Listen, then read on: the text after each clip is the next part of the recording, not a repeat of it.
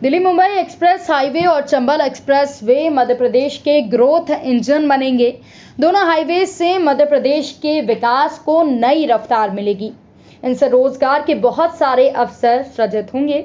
ये बात केंद्रीय सड़क परिवहन एवं राजमार्ग मंत्री नितिन गडकरी ने रतलाम के जावरा में दिल्ली मुंबई एक्सप्रेस के निर्माण कार्यों की प्रगति के अवलोकन के दौरान कही।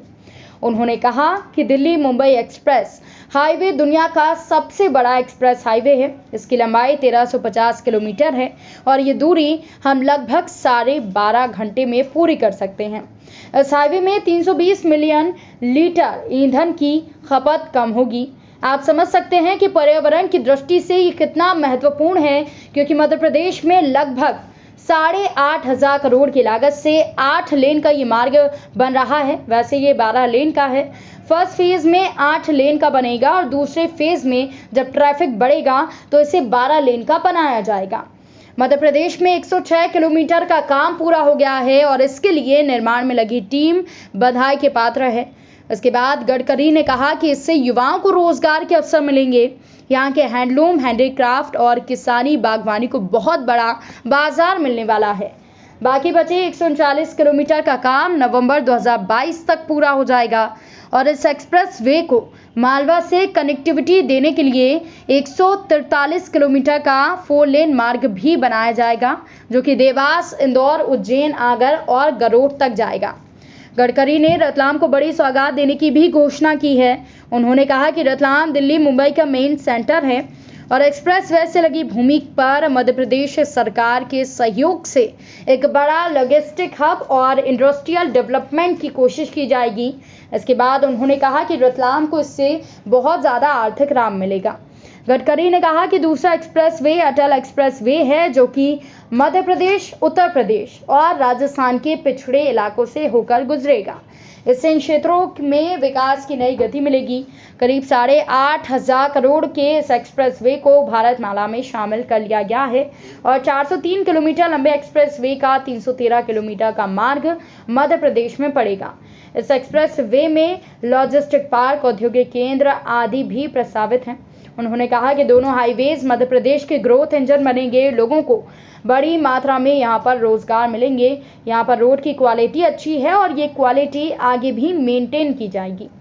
कार्यक्रम में मंदसौर सांसद सुधीर गुप्ता, झाबुआ रतलाम सांसद गुमान सिंह, उज्जैन सांसद अनिल फिरोजिया, प्रदेश शासन के मंत्री ओम प्रकाश सकलेचा, स्थानीय विधायक और बहुत से जनप्रतिनिधि नागरिक मौजूद थे।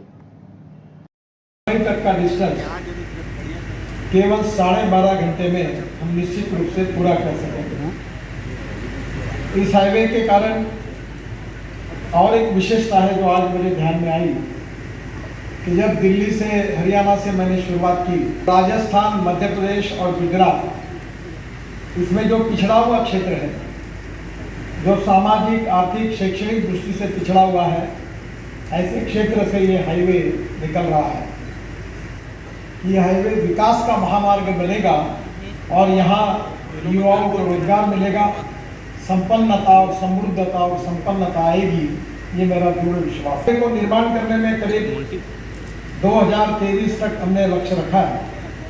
आज मैं सवाई माधोपुर में था और वहाँ 1200 करोड़ रुपए खर्चा करके हमने जानवरों के लिए ऊपर, तो इसको निश्चित रूप से हम लोग 12 लेन का बनाएंगे। इस हाईवे के लिए किसानों को हमने जो लैंड दी है, उसके लिए हमने भूमि अधिग्रहण में भी काफ़ी बड़ा प्रमाण पर इसमें पैसा खर्चा किया है। इस सब हाईवे में विशेष रूप से ये जो 245 किलोमीटर मध्य प्रदेश में है, इसमें से मुझे खुशी है कि मध्य प्रदेश में 106 किलोमीटर का काम लगभग पूरा हो गया है। मैं इसके लिए हमारे कॉन्ट्रैक्टर, इंजीनियर्स और कंसल्टेंट और काम करने वाले सभी मजदूरों को भी विशेष रूप से धन्यवाद देता हूँ। ये जो 139 किलोमीटर का काम